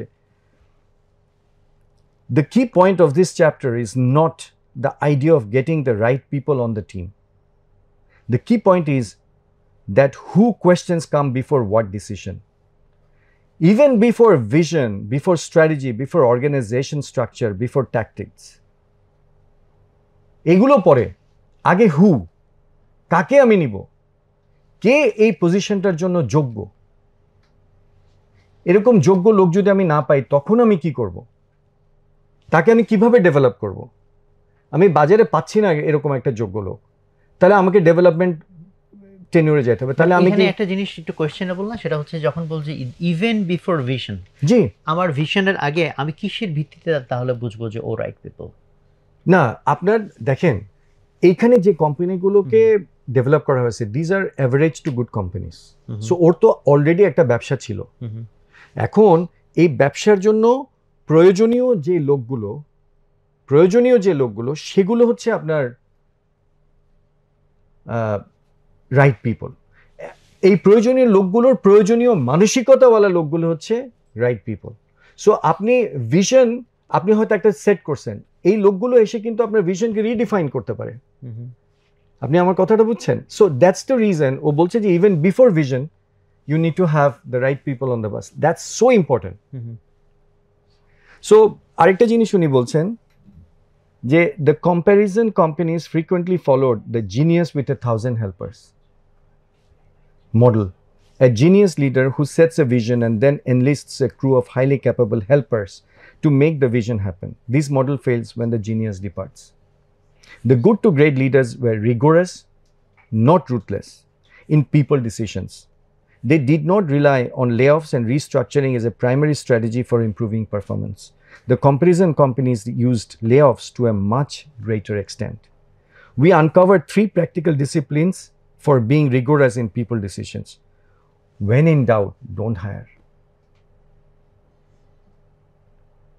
When you are confirmed, then you hire. এইখানে Kahneman's thinking fast and thinking slow. বুঝছেন? You need to think slow. You need to really give time people এর জন্য। A company should limit its growth based on its ability to attract enough of the right people. আপনার growth limited হয়ে যাবে যদি আপনার কাছে enough right people না থাকে। Number 2, when you know you need to make a people change, কখন আপনি জানবেন যে আপনাকে আসলে একটা লোক বদলাইতে হবে?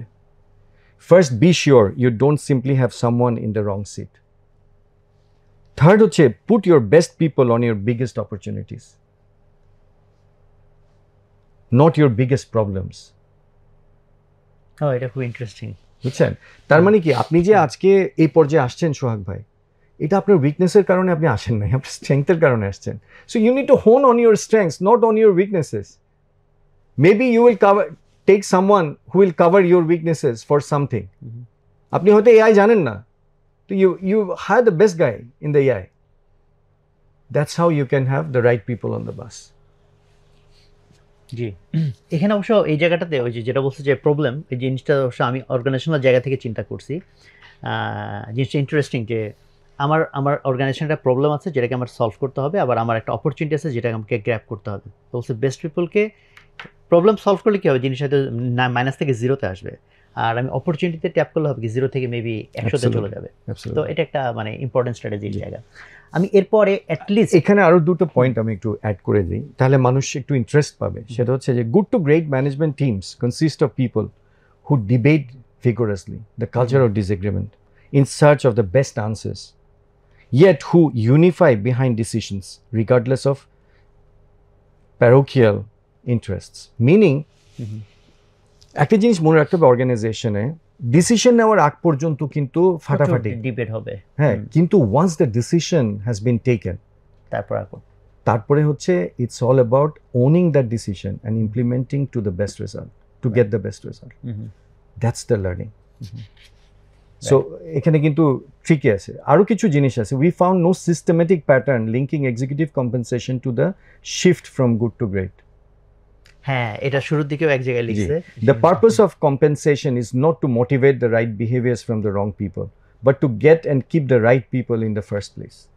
সেটাই বলছে যে এক্সিকিউটিভদের স্যালারি, বোনাস, টোনাস ইত্যাদি ইত্যাদি, বলছে যে এটা যে এত বেশি মানে আমার যদি এত বেশি মোটিভেট করা লোকজন লাগে, তারা গ্রেট কোম্পানি বানাইতে পারবে না। একটা পুরনো একটা প্রচলিত কথা আছে যে people are your most important asset. Jim Collins বলছে that's not right, it's wrong. উনি বলছেন যে people are not your most important asset, the right people R. Right people, right পিপলটাকে উনি ইটালিক্স করে দিচ্ছেন। Whether someone is the right person has more to do with character traits and innate capabilities than with specific knowledge, background or skills. ওটাই বলছে যে মানে যেটা আপনি বললেন স্কিল টিল এগুলোর চেয়ে অনেক বেশি ইম্পর্টেন্ট তার অ্যাটিটিউড কেমন এবং লোকটা কেমন। তো আমরা তো অ্যাকচুয়ালি বইয়ের সব কিছু কাভার করতে পারবো না। একটা ওয়ার্ড অনেকবার করে আপনার কথার মধ্যে আসছে এবং এই বইয়ের লেসনগুলোর ভিতরে একটা লেসন হেজহগ। সো এই যে কনসেপ্ট, জি, এই কনসেপ্টটাতে অ্যাটলিস্ট আমি চাই যে এখানে যদি আপনি একটু আলোকপাত করেন। সো হেজক কনসেপ্টটা না খুব ইন্টারেস্টিং। সো হেজক কনসেপ্টটা করতে গিয়ে সে ফক্স আর হেজকের একটা কম্প্যারিজনে নিয়ে এসেছেন উনি। এবং ফক্সেসরা কি? Foxes are very knowledgeable and constantly hunts down their prey. আর হেজকস হ্যাভ একটা single skill of spreading an untouchable ball of spirals, বা মানে ওই যে সজারুর কাটা আর কি, এটাকে আমি কিভাবে বলবো, আনটাচেবল বল অফ স্পাইকস, যেটা grew to get leaders face in the complex world with simple solutions. মানে উনি বলছেন যে হেজক কনসেপ্টের মেন জিনিসটা হচ্ছে পৃথিবীর যত কমপ্লেক্সিটি আছে সেগুলোকে সিম্পলিফাই করার ক্যাপাবিলিটিটাই হচ্ছে হেজক আমার মতে। আমি বইটা পড়ে যা বুঝছি। হ্যাঁ, সো এটা উনি দেওয়ার জন্য he actually introduce this 3 circles. So উনি বলছেন যে to go from good to great companies require a deep understanding of 3 interesting circle translated into a simple crystalline concept, the hedgehog concept. তাহলে এটি কি? প্রথম যে জিনিসটা সেটা হচ্ছে what you are deeply passionate about. এটা আমাদেরকে করতে হবে, এটা আমরা করতে পারবো। What you are deeply passionate about. The second thing is what you can be the best in the world at. What you can be the best. What you are best, তা না কিন্তু। What you can be the best. আমি এই জায়গাটায় best হইতে পারবো। And then what drives your economic engine. যে আপনার ইকোনমিক ইঞ্জিনটা কিভাবে ড্রাইভ করে, কোন ভ্যালু চেনে, কোন সিস্টেমে ড্রাইভ করে এটা। হ্যাঁ, এই 3টা জিনিসের যে কমন প্লেসটা সেটাই হচ্ছে হেজক। রাইট, মানে একজন আছে খুব প্যাশনেট বাট সেটা থেকে মানি ড্রাইভ করবে না, জাস্ট এই প্যাশন সেটা বিজনেসে convert. Passion, what you are most deeply passionate about. Number 2 is what you can be the best in the world at, and number 3 is what drives your economic engine. এখানে কি আপনার মনে হয় না যে এই দুইটা কানেক্টেড, যে আমি কোনটাতে বেস্ট হতে পারবো এবং আমার প্যাশন কোনটা? বিকজ এই দুইটা তো না, ওকে, নট নেসেসারিলি। সেটা কিছু এক্সাম্পল যদি দেন। আমি যেমন ধরেন মানে আমি জানি যে আমি very passionate about my music. হ্যাঁ, আমার লিরিক্স নিয়ে আমি খুবই প্যাশনেট, কিন্তু what you can be the best in the world at, এটা যখন আমি চিন্তা করি তখন আমি দেখি যে নো, it's actually my business acumen to turn around difficult businesses into a profitable one that I can be best at. তাহলে আমার সবচেয়ে ডিফিকাল্ট যে গানগুলো অন্যরা কেউ করতে চায় না সেই গানগুলো করতে পারার মধ্যেই কিন্তু আই এম বেস্ট অ্যাট। তাহলে আমাকে ওই জায়গাটায় হোন করতে বাট হতে পারে যে ওটাতে আমার প্যাশন যে সর্বোচ্চ এরকম না হতে পারে। হ্যাঁ, কিন্তু আমি যেহেতু বেস্ট অ্যাট তখন আমি কিছু না কিছু খুঁজে নেব to get passionate and I will get a common place there. So that's the way আমি আপনাকে এক্সপ্লেন করব। যেমন ধরেন এই মুহূর্তে I am not that very passionate about real estate market, ছিলাম না আমি। I am more passionate about consumer goods, but আমি হাই ভ্যালুড গুডসে আমি এত প্যাশনেট ছিলাম না। বাট আমি জানি যে আমি এখানে বেস্ট অ্যাট হতে পারবো because I have got certain qualities that can translate. আমাকে হয়তো একটু সময় লাগবে কিন্তু আমি হইতে পারবো। So I can be best at, so আমি এই জায়গাটা পার্সু করতে পারি চাইলে। সো ওনারা যেটা বলেছেন যে সেটা হচ্ছে যদি গ্রেট কোম্পানি হতে হয় তাহলে এই 3টার কমন পয়েন্ট যেখানে আসবে, 1 আমার প্যাশনেট হওয়ার জায়গাটাও খুব তীব্র, নাম্বার 2 ওইটাতে আমি ওয়ার্ল্ডের বেস্ট হতে পারবো, অ্যান্ড নাম্বার 3 হচ্ছে যে সেটার সাথে economy, that is it can drive money, এর থেকে বিজনেস ড্রাইভ করা যাবে। জি, এখানে একটা জিনিস মনে রাখতে হবে, এটা from a organisational perspective. Right, so organisation কিসে প্যাশনেট, অর্গানাইজেশন কিসে ওয়ার্ল্ডের বেস্ট হইতে পারে, অর্গানাইজেশন ইকোনমিক ইঞ্জিনটা কি, এই 3টার যেখানে সমন্বয় সেটাই হচ্ছে হেজক। So the key is to understand what your organization can be the best in the world at, and equally important, what it cannot be the best at. Not what it wants to be the best at. The Hedgehog concept is not a goal, strategy or intention. It is an understanding. Bujha. Then they say, if you cannot be the best in the world at your core business, then your core business cannot form the basis of your Hedgehog concept. যেটাতে আমি best হইতে পারবো না হ্যাঁ। সেটাতে actually আমি great company হইতে পারবো না। হতে পারবো না। The best in the world understanding is a much more severe standard than a core competence. You might have a competence but not necessarily have the capacity to be truly the best in the world at that competence. তাহলে এখানে যেমন ধরেন আমরা তো কথা বলতেছি যে কিভাবে গুড কোম্পানি একদম গ্রেট কোম্পানি হয়ে যাবে। জি। সো এখন পৃথিবীতে গ্রেট হয় সেটা তো নাম্বার খুবই কম, মেজরিটি গুড হয়, অ্যাভারেজ হয়, তাই না? এরকম ব্রিলিয়ান্ট হয়, হ্যাঁ, এরকমই বেশি, কিন্তু গ্রেট হয় না। হ্যাঁ, তো সেক্ষেত্রে গ্রেটের যে রেসিপি সেটা কি তাহলে ইন জেনারেল বাকিদেরকে হেল্প করবে যে ভাই এটা তো গ্রেটের রেসিপি, আমি তো ওয়ার্ল্ডের কোনো কিছুতেই বেস্ট হতে পারবো? একটা যুক্তিতে হেল্প করবে, সেটা হচ্ছে আপনি কি ব্যবসা ছেড়ে দিবেন? আপনি তো ব্যবসাটা করছেন। ফর এক্সাম্পল রকমারির জন্য আপনি তো অলরেডি বলতে পারে যে ভাই যে রেসিপিতে আমি অ্যাটলিস্ট গুড হইতে পারবো, বিকজ গুডের রেসিপি আর গ্রেটের রেসিপি তো আলাদা। তো গ্রেটের রেসিপি ফলো করতে গিয়ে আমি গ্রেট হইতে পারলাম না, কিছুই হইতে পারলাম না, রেদার আমি জাস্ট গুড বা অ্যাভারেজের ফর্মুলা অ্যাপ্লাই করি। আপনার চয়েস থাকেন না, মানে সেটা কি মানে ভালো চয়েস কিনা? আমার মতে তো ভালো চয়েস না, কারণ হচ্ছে আপনি যদি এটাতে থাকেন তার মানে হচ্ছে আপনি you are contented with what you have. So if you are not changing, the world will change you. মানে গুড হয়ে বসে থাকলে তো আপনাকে চেঞ্জ করবে। If you don't change, you will be changed. বুঝছেন? আপনি তো বসে থাকার কোনো উপায় নাই। আপনি এই দুনিয়াতে আপনি যদি না গাচ্ছেন, মানে অ্যাটলিস্ট আমি গ্রেট হতে না পারি, গ্রেট হওয়ার জার্নি চেষ্টা করতে হবে আপনাকে। জার্নিটা আপনাকে নিতেই হবে। আপনি যদি জার্নি না নেন আপনি টিকবেন না, ইনভেরিয়েবলি আপনি টিকবেন না। Conversely, there may be activities at which you could become the best in the world, but at which you have no current competence. এটা হইলেও আপনি পারবেন না। আপনার যেখানে কম্পিটেন্স আছে এবং আপনি বিশ্বাস করেন যে আমি এখানে ওয়ার্ল্ডের বেস্ট হইতে পারবো, সেটা আপনি ওয়ার্ল্ডের বেস্ট না হন, আপনি বাংলাদেশের বেস্ট হওয়ার চেষ্টা করেন আগে। জি, আমি খুব ভালো একটা জায়গায় আসছেন, কারণ এই কোশ্চেনটা আমার এখানে নোট করা ছিল। আমি জিজ্ঞেস করতে চাইছিলাম যে বাংলাদেশি, আপনার চাইলে অ্যান্সার নাও দিতে পারেন, যে কোন কোন কোম্পানিকে আপনি মনে করেন যে এই যে গুড থেকে গ্রেট হওয়ার রাস্তায় আছে? আমার দোষ কম, কারণ আপনি বাংলাদেশ শব্দ টেনে আনছেন তো, আর আমার না না ঠিক আছে। হ্যাঁ, বাট যেমন ধরেন স্কয়ার, ওকে, মাল্টি ন্যাশনাল গুলো আমি উল্লেখ করতে চাই না, কারণ আমি শুধু বাংলাদেশি কোম্পানিগুলোর মধ্যে। ঠিক আছে, আমি যদি স্কয়ারের এক্সাম্পলটাতেই আমরা থাকতে চাই, সেখানে কোন এলিমেন্টস গুলোকে আপনি ডিফারেন্ট দেখেন বাকিদের চেয়ে? দেখেন, ওরা না, দে হ্যাভ হেজহগ।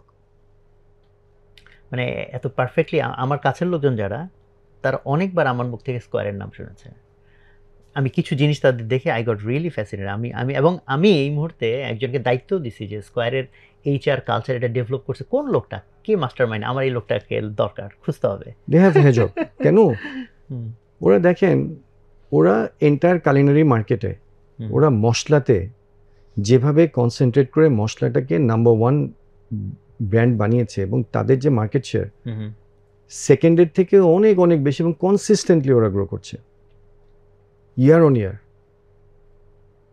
তো এখানেও কি ওই গ্রেট কোম্পানির যেটা যে ওই খুব হিউমিলিটি সম্পন্ন লিডার এন্ড ওই সবগুলো থিওরি কি আপনি কানেক্ট করতে পারতেছেন? সেই আমার তো মনে হয় যে এন্ডিউরিং লিডার্স ওখানে আছে, যে সাইদ যে ছেলেটা আছে বা এখানে পারভেজ যে ছেলেটা আছে, দিজ আর এন্ডিউরিং লিডার্স। 1 2 নম্বর হচ্ছে যে এন্টারপ্রেনার্স যারা, তারা দে ডোন্ট গিভ আপ, তারা এটা কন্টিনিউ করছে।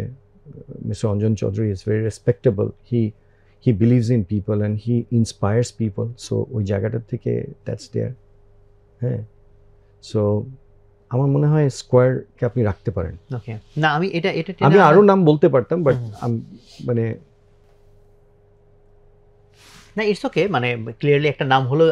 আমি যে কারণে কোশ্চেনটা করতে চেয়েছি, কারণ হচ্ছে আমরা যখন ইন্টারন্যাশনাল বইপত্র পড়ি, থিওরিগুলোকে জানি, আমরা অনেক সময় কানেক্ট করতে পারি। যেমন ধরেন সিটি ব্যাংক, ওকে, ওটাও তো কাইন্ড অফ একটু ইন্টারন্যাশনাল এক্সাম্পল হয়ে যায়। না, দ্য সিটি ব্যাংক, আচ্ছা, ও দেখবেন যে টপ কোম্পানি টপ টিয়ারের মধ্যে আছে, দ্য প্র্যাকটিসেস আর গুড। হ্যাঁ, ইস্টার্ন ব্যাংক লিমিটেড, এই দুটো ব্যাংকে আমি বলবো যে লোকাল ইয়ের মধ্যে এন্ডিউরেন্স আছে, লিডারশিপ কন্টিনিউটি আছে, হ্যাঁ, they are holding their managing director and CEO, হ্যাঁ, দ্য চেয়ারম্যান ইজ কনসিস্টেন্ট, হ্যাঁ, তারপরে অ্যাজ এ রেজাল্ট যেটা হচ্ছে সেটা হচ্ছে যে the company is very inspiredly driven towards achievement. না ওয়েল, আমি কোশ্চেনটা এই জন্যই করেছিলাম যে আমরা অনেক সময় ওগুলোকে দূরবর্তী মনে করি, বিদেশের কাহিনী ভাই ওদের জন্য এইসব, বাংলাদেশে আমরা এরকম সেরকম না। সো অ্যাটলিস্ট একটা দুইটা এক্সাম্পল যদি থাকে তাহলে আমাদের local people could be inspired যে আমাদের এখান থেকে আমরা গ্রেট কোম্পানি তৈরি করতে পারি।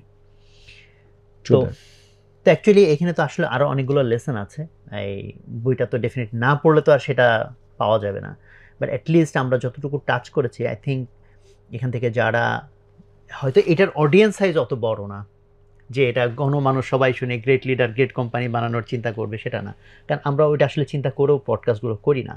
আর রেদার মনে করি যে যেটা অডিয়েন্স অনেক ন্যারো অডিয়েন্স হোক, বাট যেটা খুব গুরুত্বপূর্ণ লেসন সেটা সেই গুরুত্বপূর্ণ মানুষদের কাছে যাওয়া দরকার। আর বিশেষ করে এখন যারা ইয়াঙ্গার জেনারেশন, পটেনশিয়ালিটি তো সবার মধ্যে আছে, সেই হিসাবে অডিয়েন্স ছোট না, অডিয়েন্স বড়, because everyone is kind of had got the potential, সেটা তার মধ্যে সুপ্ত অবস্থায় আছে। বাট অ্যাটলিস্ট সে যদি জানে যে পাথটা আমি ফলো করলে আমি একটা গ্রেট প্রতিষ্ঠান বানাইতে পারবো, তা আমরা সেটা ইন্সপায়ার করতে চাই। সো আমি এখন এই বইয়ের আর কি কি নতুন লেসন আছে ওটা দিকে যাব না, বিকজ অনেক বেশি লম্বা হয়ে যাবে। বাট আমি আপনার পার্সোনাল লাইফে অলরেডি আপনি বলেছেন যে অ্যাপ্লিকেশনগুলো আপনি করেছেন এই বইয়ের লেসন থেকে, সেগুলো পার্সোনাল লাইফ বলতে কিন্তু আপনার কোম্পানির পার্সোনাল মানে প্রফেশনাল লাইফে। জি জি, এই লেসনগুলা কি ইভেন পার্সোনাল লাইফেও অ্যাপ্লিকেবল? অ্যাবসলিউটলি, মানে ওরকম কিছু কানেকশন কি বলবেন? হ্যাঁ, মানে যেমন ধরেন, এটা বললাম অডিয়েন্সকে একটু বড় করার জন্য। জি জি জি, যেমন ধরেন আমি বলি আমার ফার্স্ট লাইফে up to Aktel I was regarded as the angry leader. Humility তখনও প্র্যাকটিস করে আমি চর্চা করে আনতে পারি নাই, অথচ আমি হিউমিলিটি এক্সপ্লোর করছি। বাট সেটা তো প্রফেশনাল লাইফে, বাট আমি বলতেছি একদম পারিবারিক লাইফে। আচ্ছা, পারিবারিক লাইফেও আচ্ছা, মানে আমার বাসায় সবাই জানতো যে মানে একটা গুড ফ্যামিলি, একটা হচ্ছে গ্রেট ফ্যামিলি। আমরা যদি এই জায়গা থেকে যাই, আমার মনে হয় না যে আমরা থিওরিটা কি অ্যাপ্লিকেবল হবে, আমরা গ্রেট ফ্যামিলির দিকে যাচ্ছি বা যেতে পারবো। আমরা চেষ্টা করছি to become great. For example, আমার ওয়াইফের যে বিজনেস সেটাতে সাপোর্ট দেওয়া, হ্যাঁ, not only financially but also mentally. আমার ছেলে মেয়েদের ওরা যা করতে চায় সেটাকে করতে দেওয়া এবং তাদেরকে স্পেস দেওয়া, টু শো দেম কম্প্যাশন, হ্যাঁ, অ্যান্ড টু রিয়েলি আমার সাথে যে আমার যে হেল্পিং স্টাফ আছে তাদের সাথে কম্প্যাশনটা প্র্যাকটিস করা, যে আমার সাথে যে লোকগুলো থাকে অনেক বছর ধরে থাকে, কেন? বিকজ ওই কম্প্যাশনটা প্র্যাকটিস করি and they love it. So ওই ধরনের কম্বিনেশনসগুলো ইজ অলওয়েজ প্র্যাকটিসেবল আর কি ইন ইন্ডিভিজুয়াল লাইফ। তারপরে হচ্ছে দেখেন, এই যে 5 ওয়াক্ত নামাজ,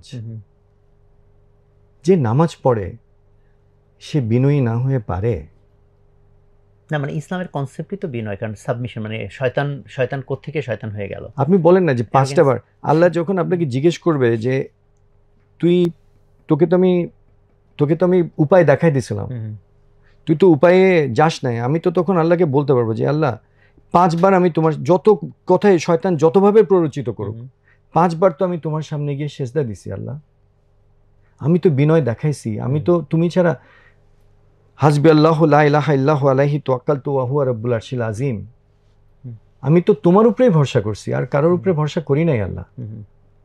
আমার বাবা তো আমাকে শিখাইছে যে ফরিয়াদ শুধু আল্লাহর কাছে করবা, আর কারোর কাছে করবা না। আমি তো সেটাই করছি, তোমার সাথেই তো আমার কনভারসেশন, তাহলে সেখানে বিনয় আপনার থাকবে না কিভাবে বলেন? তাহলে আপনি কি আপনার পার্সোনাল লাইফে, আপনার রিলিজিয়াস লাইফে আপনি বিনয় প্র্যাকটিস করছেন না? একটা লোক নামাজ পড়লে কখনো বিনয়ী না হয়ে পারে না। হয়তো শয়তান তাকে কোনো সময় উদ্ভ্রান্ত করে দেয়, কোনো সময় রাগান্বিত করে দেয়, কোনো সময় অন্য পথে নিয়ে যায়, কিন্তু পরবর্তী নামাজে যদি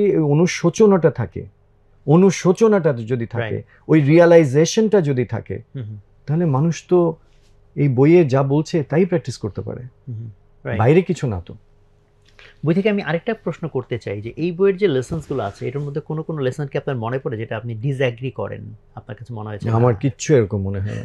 বিশ্বাস করেন, আপনি বলেন যে কয়টা লেসেন্স আছে আমি আপনাকে বলে দিচ্ছি। হ্যাঁ, আমি যেমন ফ্লাইহুইল তো আমি আপনাকে বললাম, ফ্লাইহুইলটা হচ্ছে পুরাটাকে নিয়ে যেটা ফ্লাইহুইল। যেমন ধরেন কালচার অফ ডিসিপ্লিন, আমি খুব ছোটবেলা থেকে জানতাম যে আমি নিয়ম ছাড়া একটা ছেলে, কিন্তু যখন one Mr. Umar came in an Unilever course back in 90s এবং বলল যে ডিসিপ্লিন ইজ ফ্রিডম, তখন থেকে আমি চিন্তা করতে থাকলাম যে ডিসিপ্লিন কিভাবে ফ্রিডম হইতে পারে। আমার লাইফে আমি আবিষ্কার করলাম এই যে 5 ওয়াক্ত নামাজ, এটা কিন্তু আমাকে ফ্রিডম দেয়। এই যে আমার কাজ করার যে প্ল্যানিং, এটা আমাকে ফ্রিডম দেয়। অনেক সময় কাজ না করার মানে প্ল্যান না করে কাজ করাটা অনেক সময় ফ্রিডম দেয়। অনেক ব্রিলিয়েন্ট কাজ আমার কাজ প্ল্যান না করে হয়েছে, সেরেন্ডিপিটির মাধ্যমে হয়ে গেছে। তার মানে এটা আল্লাহর উপরে নির্ভরতা ইজ ফ্রিডম, আল্লাহর উপরে নির্ভরতা ইজ এ ডিসিপ্লিন। রাইট, বুঝছেন? আমি ওই ডিসিপ্লিন আছে বলে সেরেন্ডিপিটি আমাকে হেল্প করতেছে, আল্লাহ আমাকে কোথাও না কোথাও কিছু একটা মিলাই দিচ্ছে। সো টেকনোলজি অ্যাক্সেলারেটরস নিয়ে তো আমার কিছু বলার নেই, এখানে ডিসএগ্রি আমি করবো কিভাবে বলেন? এবং ফ্লাইহুইল এবং ডুম লুপ, যে ফ্লাইহুইল মানে হচ্ছে যে একটা জিনিস শুরু হইতে সময় লাগে, মোমেন্টাম আসতে হ্যাঁ, সময় লাগে। আর আপনি যদি ওটাকে জাম্প করতে চান তাহলে আপনি কিন্তু ফেল করবেন, কোলাপস করবেন। সেই জন্য আপনাকে ফ্লাইহুইল কনসেপ্টে যাইতেই হবে। সো আমি কোনটার সাথে ডিসএগ্রি করবো সোহাগ, আমি জানি না আপনি কি কোনোটার সাথে ডিসএগ্রি করতে পারেন? আমি না মোটা দাগে যে লেসনসগুলো আছে সেটার সাথে ডিসএগ্রি করি না, বাট হ্যাঁ আমি একটু বিদ্রোহী টাইপের, তো বই পড়তে থাকলে অনেক কিছু, এটা আমার অ্যাটিচিউড অ্যাকচুয়ালি ছোটোবেলা থেকে, যে আমি মানে এটাকে ভুল মনে করতে চাই। তো সেই ক্ষেত্রে অনেকগুলো জায়গা থাকে যে আই কুড মানে আর্গু, বাট মেবি রাইটারের সাথে যদি ডিরেক্টলি আমি কথা বলতাম হয়তো আর্গুমেন্টের পয়েন্ট নাও থাকতে পারতো, বিকজ আমি যে কনটেক্সটে গিয়ে আর্গুটা করতাম সে হয়তো ওই কনটেক্সটার বলতো যে আমি এটা মিন করি নাই, আমি হয়তো ওটা মিন করছি। বাট হ্যাঁ, মোটা দাগে ডেফিনেটলি এই বইয়ের নাম আমি অনেকবার কেন বলি, বিকজ এটার ভিতরে ওরকম কিছু আছে বলেই যে বিশেষ করে এত থরো রিসার্চ করে জিনিসগুলোকে বের করার যে চেষ্টা।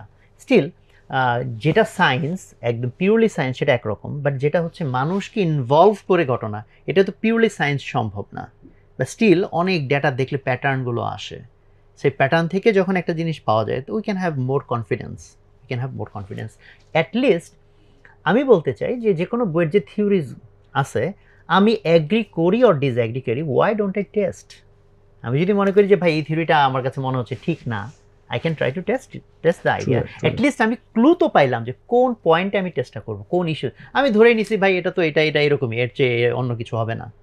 বাট আমি যদি জানি যে না এটা একটা ইস্যু, যে ইস্যুটা আমি যেরকম মনে করছি এরকম না, উনি অন্যরকম মনে করেছে, তাহলে অ্যাটলিস্ট ওই যে হিউমিলিটি ইস্যুটা আসবে, আই শুড বি দ্যাট হাম্বল যে ভাই আমি যা বুঝছি তাই এন্ড অফ দ্য ওয়ার্ল্ড না, at least I need to try যে এটা কি কথাটা কি ঠিক কিনা, আমি কি ঠিক ছিলাম কিনা বা আমি ভুল করলাম কিনা।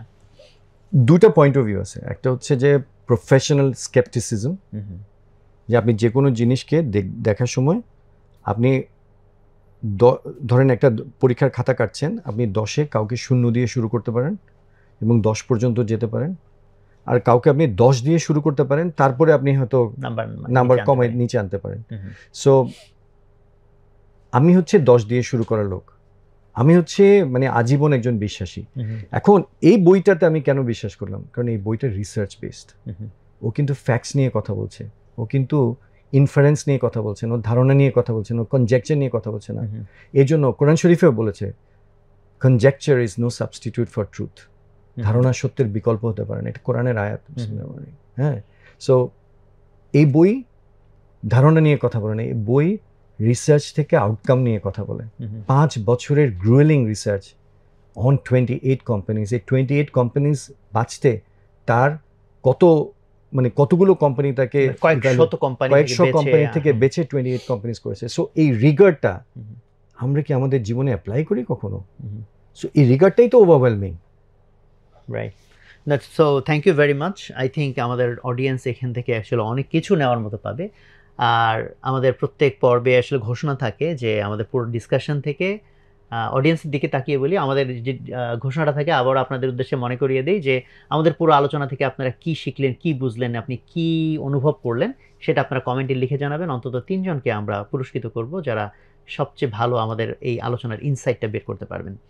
আর আসিফ ভাই, আমি আলোচনাতে নতুন করে ওরকম আর অ্যাটলিস্ট কোয়েশ্চেন ওইভাবে পোজ করতে চাই না, বাট অ্যাটলিস্ট আপনার জন্য এখন ওপেন ছেড়ে দিতে চাই আমাদের অডিয়েন্সের উদ্দেশ্যে।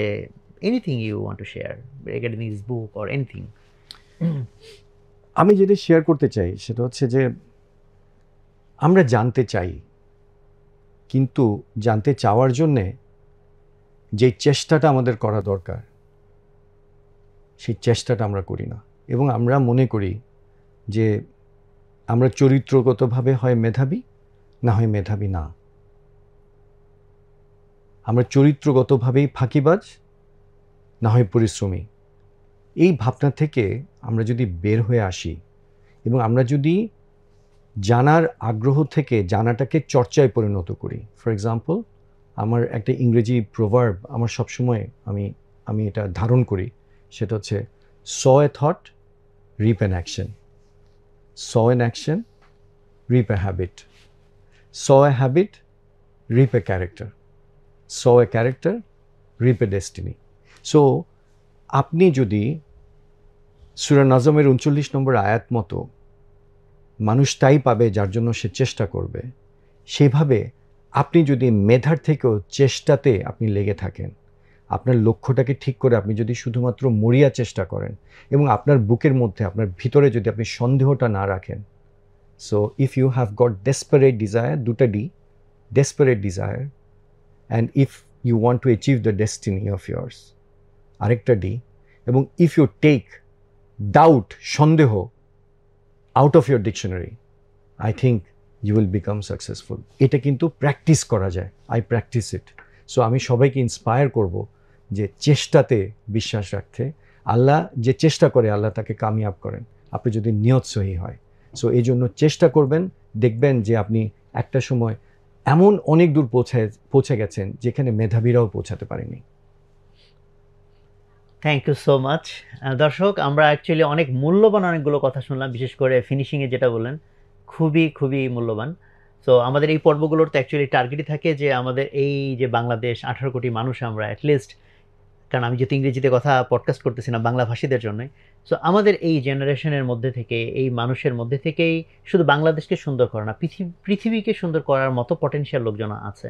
সো আমরা হয়তো এখনও তেমন কিছু করি নাই। আমি আমার লাইফ দিয়ে চেষ্টা করে যাচ্ছি আমি কীভাবে আরও বড় ইম্প্যাক্ট রাখতে পারি। একইভাবে আমি এরকম দোয়া করতেছি, চেষ্টা করতেছি আরও মানুষ কীভাবে আরও ইম্প্যাক্টফুল হতে পারে, সেগুলোর জন্য আমাদের এইসব ছোট প্রচেষ্টা। তো এইসব ছোট প্রচেষ্টা থেকে একটা মানুষও যদি ইন্সপায়ার্ড হয়, আমরা মনে করবো সেটাই আমাদের বড় সার্থকতা। বাট আমরা একটা কেন, আমরা আসলে অনেক বেশিই চাই, আর অনেক বেশি মানুষ ইন্সপায়ার্ড হোক, এটাই আমাদের প্রত্যাশা। আরও অনেক বেশি মানুষ নিজে গুড থেকে গ্রেট হোক, সেটা আমাদের প্রত্যাশা। আরও অনেক কোম্পানি গুড থেকে গ্রেট হোক, এটা আমাদের প্রত্যাশা। সারা পৃথিবীটা গুড থেকে গ্রেট হোক, সেটা আমাদের প্রত্যাশা। সবাই ভালো থাকবেন। আসসালামু আলাইকুম।